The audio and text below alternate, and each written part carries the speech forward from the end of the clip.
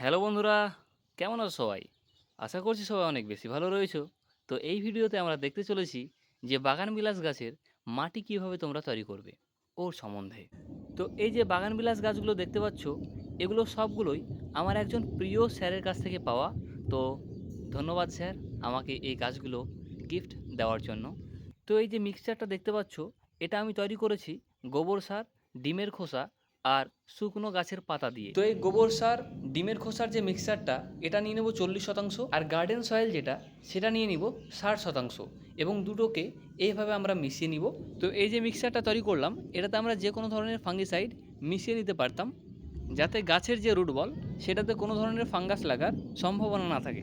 যখনই কোনো গাছকে রিপোর্টিং করবে, প্যাকেট থেকে বের করার পরে নিচের যে অংশটা মাটিটা হালকা ঝরিয়ে নেওয়ার ট্রাই করবে এভাবে, যাতে রুট বলটা কোনোরূপভাবে ড্যামেজ না হয়, সেইভাবেই খুলবে।